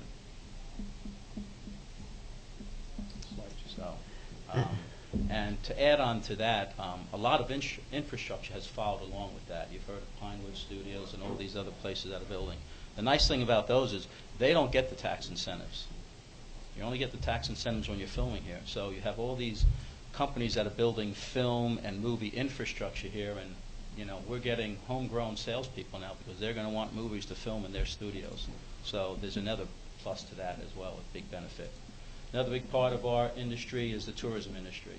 Last year, the economic impact was $54 billion in the tourism industry here in Georgia. We have visitors like you, Georgians, we are visitors. A lot of people that live here don't realize that they are visitors, but we are visitors as well. And we have a large international group that come visit on a regular basis. Georgia Council for the Arts. You know, when you talk about business and companies looking to come to the state, you have to make sure that you have all the other things, you know, the quality of life issues. That's where the film and the tourism and the arts, making sure you have a vibrant arts community throughout the state. Last year, the Arts Division gave over $1 million in grants to existing art programs around the state to help develop their programs through education or promoting an existing program. The other big piece that's a new add to our department this year is the workforce program that was moved over from the Office of Planning and Budget to our department this year. That program basically is working to ready the workforce in Georgia to help grow the workforce. That program is completely funded with federal dollars, and that's WIA money. It's called the Workforce Investment Act. That will be changing in FY16 to WIO. It's the Workforce Innovation and Opportunity Act. So it's just a slight little tweak to the naming of the program, but that is completely funded by the federal government. I believe the numbers this year was $73 million in our 15 budget. And so we have a lot of programs working with that. And that, again, works throughout the state within 19 service delivery areas scattered around the state. So that's kind of a year in review. Like I said, these books will be delivered to all of your offices so you can see that. If you have any questions on any of that, by all means, I'll take any questions on that. If not, I could go over some of the items in our amended 15 budget. Well, I think just go over the items in the amended 15. That's all we're going to focus on today. The amended 15 is pretty short and sweet. There's only two changes. The first change is in the administration division, $147,000. That is to complete a program within our department called the International Relations. International business is becoming more and more routine every day. It's not like, you know, you're dealing with someone in Germany or China and it's something new. We're dealing with people from the international arena on a daily basis. We have representatives in 11 countries around the world. And we've realized that we need a department that can really show the expertise when we're dealing with international companies, when we're dealing with dignitaries, when we're dealing with the Council Corps that's here in Georgia. And so we've decided to create this department, International Relations and Protocol, be 3 staff members on board, and they will help with all these international type events that come up, the missions that we do to the foreign countries, working with the Council Corps, and more importantly, to develop a community relations program to promote international business throughout Georgia. We feel that's very important because, like I said, the international business is in our backyard every day. So that's the first change. The other change is a cut to the Cancer Coalition, and that's in the amount of $95,000. That cut is due to 2 assistant professors at Emory University basically ended their program at the end of FY14, and so that money, their stipend was $47,000 and change for each person for the year. Since that program has ended and they've moved on, that's the cut for the $95,000. And those are the only 2 items in our 14 budget. Thank you.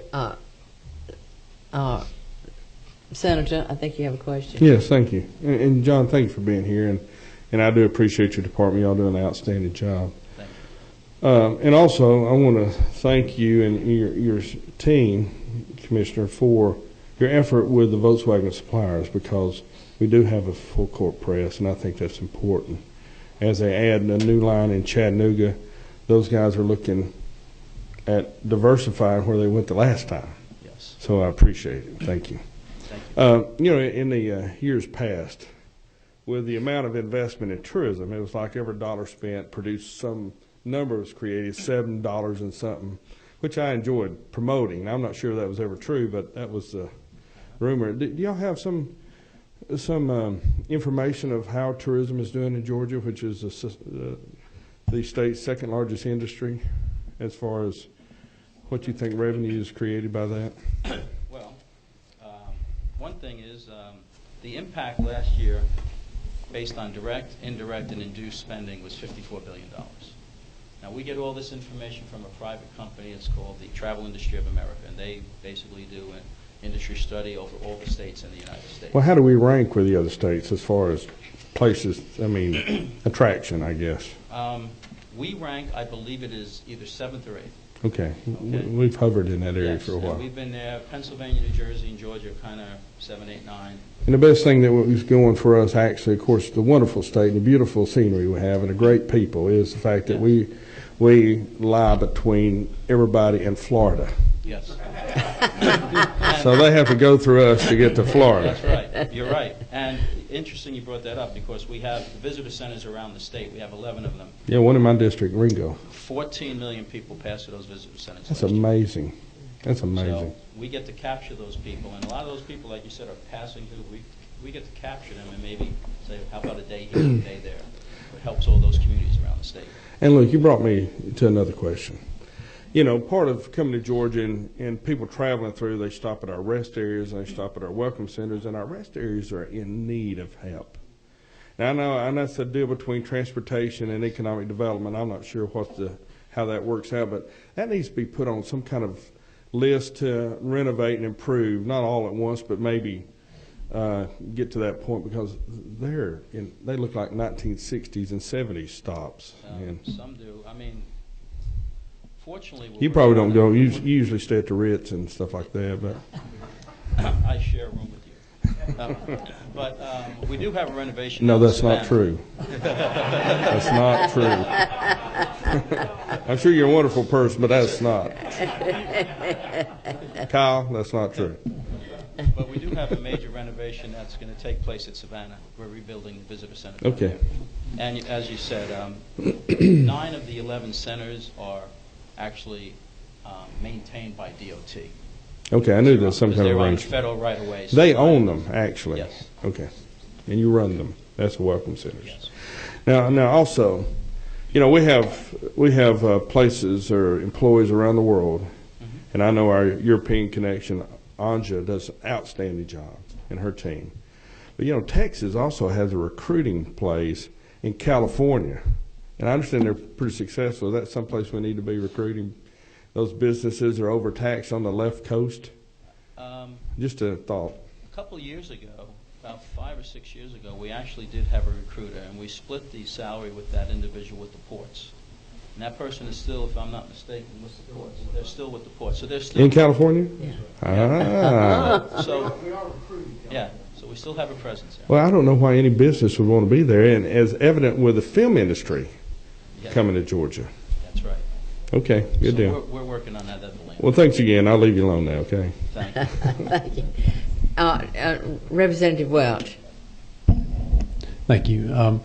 Madam Chair, a couple of questions. You had indicated that Georgia was the 11th largest exporting state in the nation, Mr. Moffitt. So to whom are we exporting, and what products are the predominant products that are being exported? Okay. I don't have that, Yeah, I'd have handout. I mean, some of our European, China is a big, well, we import from China. Canada is our biggest importer. We export our most to China. That's our leading exporting company. I'm sorry, we export. Canada is our leading export. Okay. Okay, but I can get you all those numbers. We have a breakdown of everywhere where we do everything, but we are the 11th largest exporting state. But I could give you detail on what it is we export and who we export to. Okay, Madam Chair, I have a couple more questions. If I may. Okay. And this is probably jumping ahead, but there's in your budget for 2016. There's and you can tell me later if you wish, but there are a couple bond projects for some parking facilities. I'd like to know where those are going to be. That's for 2016. A lot of the bond money that comes to us, it's because World Congress Center or the Savannah International Trade Center are attached to us. Mm-hmm. We don't really get too involved with any of the bond projects because it's actually those agencies are actually working with JISFIC on the bonding and things of that nature. I could get you some information on that, but most of that, the bonds that you're seeing coming through our budget is because World Congress Center is attached to us. Okay. And then how many folks did you say come through our rest stops? 14 million came through the visitor information centers, which, not to be confused, there are rest areas around the state as well. 14 million in the... Yes. Through our 11 information centers. And what are in the information centers? We have staff in these information centers that basically can give you information about the state of Georgia. We have brochures if you want to read something about, historic heartlands or the presidential pathways or the mountains or anything like that. They can give you information pretty much about all of Georgia. So we don't want them only thinking if you're down in Savannah, they can talk about Savannah. We want these people to be able to be versed in the whole state. Do we have an app, an application that could be downloaded if you're there or on the web, or that would, as you're passing through one of the rest stops, where it would just remotely hit the cell phones to say that you could download the app? Say it's called Discover Georgia or something like that, where it would provide you all that information so that if you're traveling through and you're not thinking about stopping, that's not your agenda, you're going to Florida. But if you hit them with an app that pinged their phone, they may actually look at that for a little while and say, hey, I might want to stop off at Warm Springs, or I may want to go see some.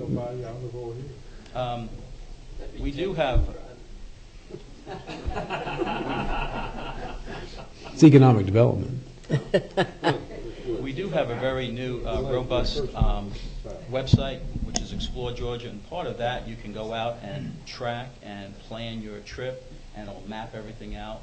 As far as coming into the Visitor Information Center, there's no app that's strictly there. We do have Wi-Fi available at these centers, but there's no particular app. That's something that our marketing team may be working on, some type of mobile app. They were working on mobile apps. I'm just not sure exactly what apps they were working on. Because you could imagine driving through and stopping at a rest center, and then on your phone it's lighting up, Discover app available free, and you could download it and instantly get this information. Now, Mike probably knows more about something like that than I do.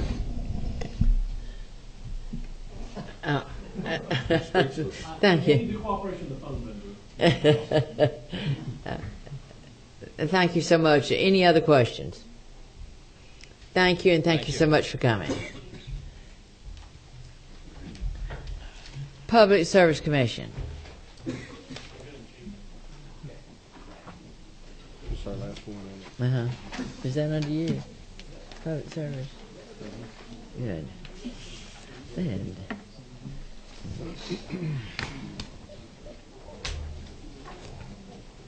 My job's to take care of it. What? My job's to take care of you, okay? Okay, you take care of it. Yeah. Welcome, Commissioner.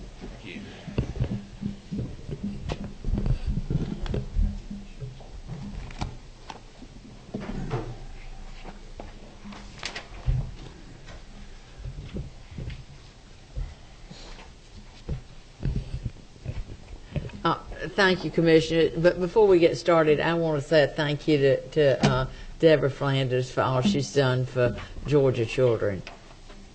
Thank you. Thank you, Madam Chairwoman. Madam Chairwoman, Mr. Chairman, my name is Chuck Eaton. I'm the Chairman of the Georgia Public Service Commission. I'm joined on my right by Terry Pritchard, our CFO, and we have a few of our staff members in the audience as well. So there's enough people to keep me in line today. Members. Members of the committee, thank you for having us. Just very briefly, the Georgia Public Service Commission is 5 elected members to it. We're elected statewide. Our primary roles are to regulate the shareholder-owned utilities, which are mainly Georgia Power, Atlanta Gas Light. We also, in addition to a few other things, work on pipeline safety, which is also funded as well from the federal government as the state. And I did want to, I see, just to refresh some of the current committee members or the older committee members, and mention the newer ones, that we're always available for constituent services or any kind of technical advice that you need on any sort of utility bills. I did want to mention that. The governor's 2015 budget, it contains no additional funding for the Public Service Commission. We would ask if there is money available. We are in dire need of additional money for our IT. It's not a very exciting topic, but it's been neglected for a number of years, and we specifically would like $30,000 in emergency funding.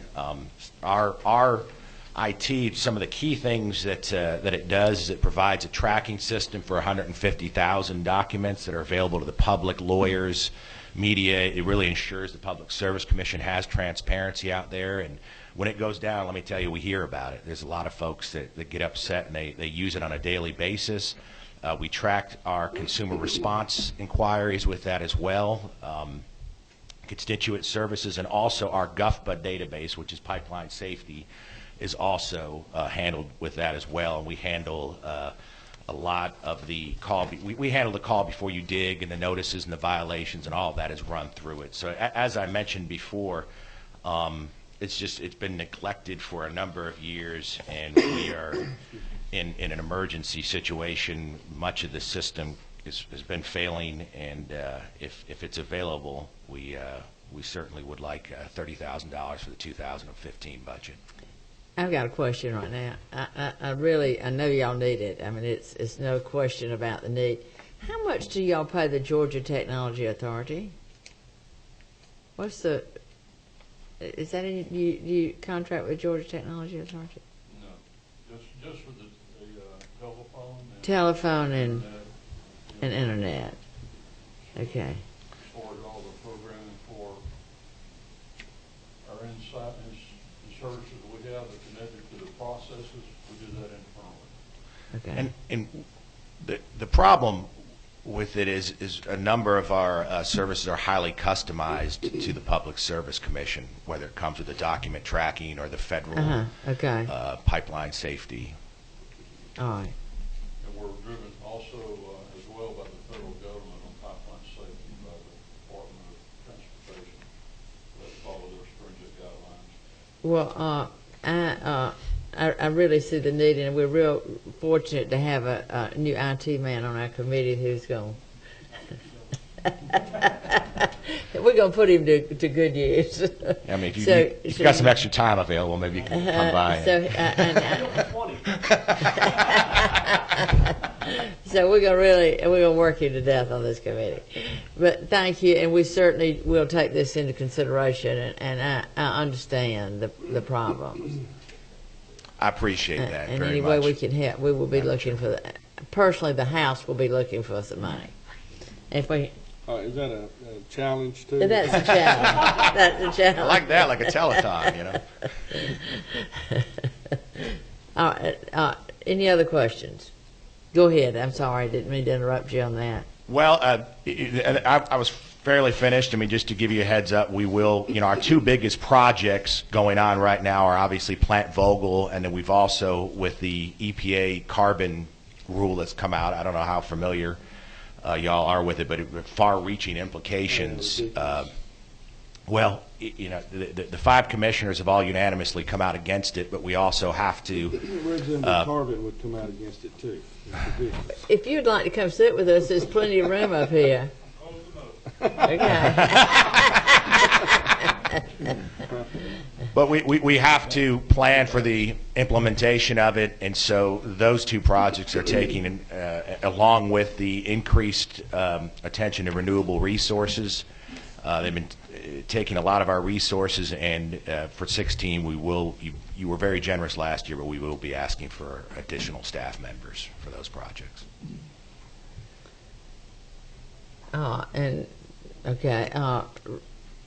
Senator Wallace. Thanks again, Mr. Chair, for being here. If you would, let the chair and myself know of the IT things you need, the funds that would it take to improve your IT process, okay? And we'll see what we can do to help you. Thank you very much, Mr. Chairman. The $30,000 is more of an emergency. We've also been discussing with OPB creative ideas going forward as far as getting us everything we need. So. Okay. And you give us an update, a little more on Plant Vogel. What's going on with that? The nutshell form. Well, the nutshell is that the plant, especially with the carbon rule, the plant has become even more important since, I mean, essentially the EPA, I mean, long range is outlawing coal, and there's only so many ways you can find the fuel for the electricity. The project is. It has been pushed back, I believe, 20 months, and our staff, I don't know if you've read about it, believe that it will be pushed back another year. But overall, it's been going quite well. It's the largest construction project in the country. It's a $14 billion project. There's been, we've had some savings in areas, and we've had some unexpected issues come up in other areas. You hope in the long run they balance each other out, but overall I'm as confident as I've ever been that this project is needed for the state of Georgia. Thank you. As Jimmy Carter said, we need nuclear power. Representative Welch. Thank you, Madam Chair. Last year, you had asked for 2 new engineers to review the Plant Vogel plans. Just checking, I assume you've hired those engineers. They're in place, and how's that working? We had talked also about possibly needing 2 others. Well, we asked for 2. We were allocated 1. Okay. And that person is on the project. We now have 2 full-time people working on the Vogel project. Now, obviously, when we have our semi-annual hearings, we lend staff to the project, but we still feel for arguably the largest construction project in the country, it's not enough people dedicated to analyzing it, the thousands of documents that come in. Madam Chair, I believe that our subcommittee recommended the full 2. We had discussions about even 4 at the time, and that you were anticipating an additional need this next year. So I think that's a really important request to get a lot of time in on that. The other is the EPA carbon rule is a 30% reduction nationwide back, and that's 30% from our 2005 levels. Yeah. What is it? And we're 2014, so we're 9 years now. We're 2015, so we're 10 years removed from that mark, that baseline.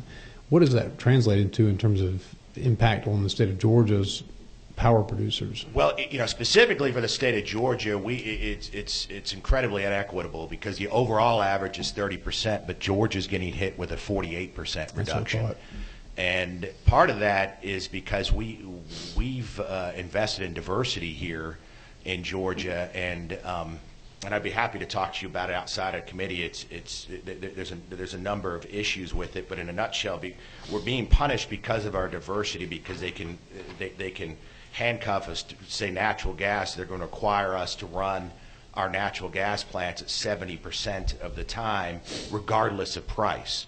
The past model was you diversify and you pick the lowest priced option for that year. I mean, it makes sense.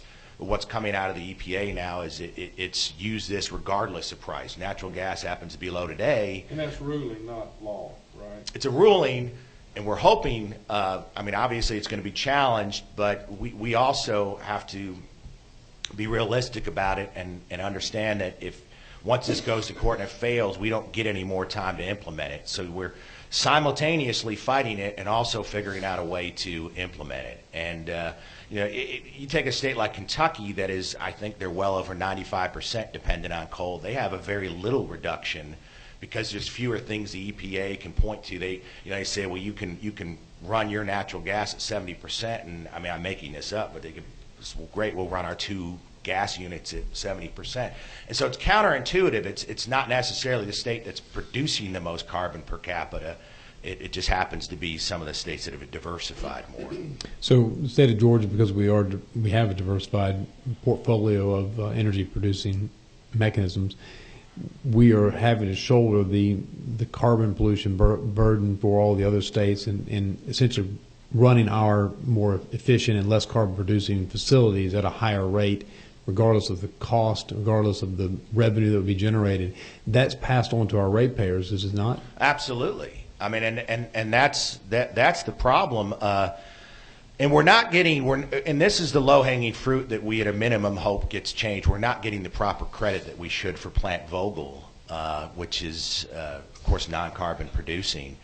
And it is a huge problem, and that's the way it works. You diversify just like an investment portfolio. These are 60-year decisions we're making. It's very hard to look even 1 or 2 years down the road as far as what fuels and what forms of energy are going to be cheap and what are going to be high. That's why you diversify. For instance, last year we during the fuel case we voted for or 2 years ago rate reduction because of the low natural gas prices. And so you hope that balances out and you don't end up with rate shock. The issue that I have with it is this isn't going to happen overnight. It's going to take 10 or 15 years, and electric prices will go up as a result of it. And I don't think that it'll be tracked back properly to what is going on today. Is there a mechanism for us to essentially share some of that electricity with other states, or are we keeping it all in-house?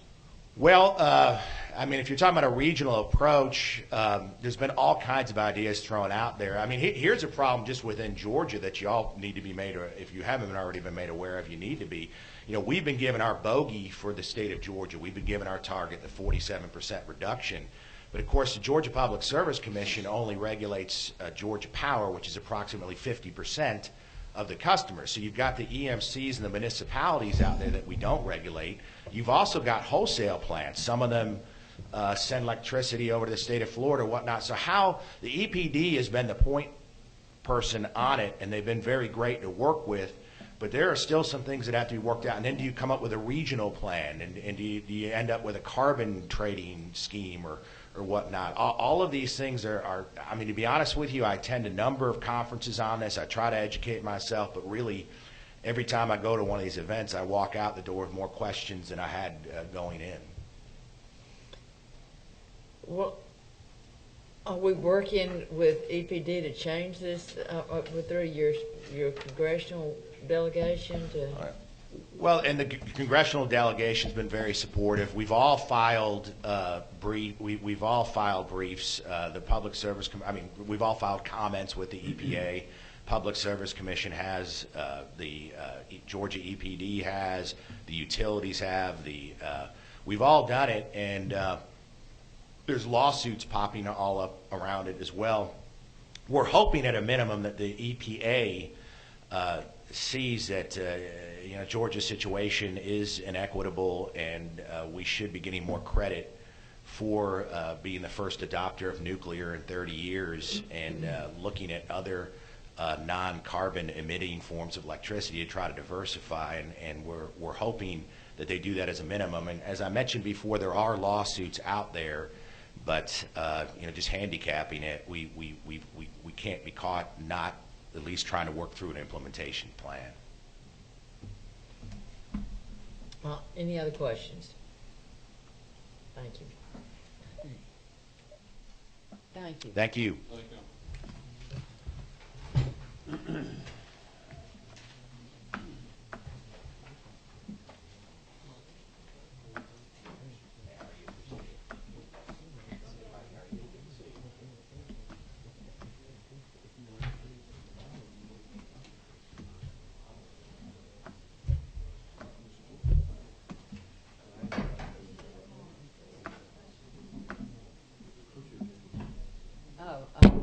Thank you. We adjourned. Thanks.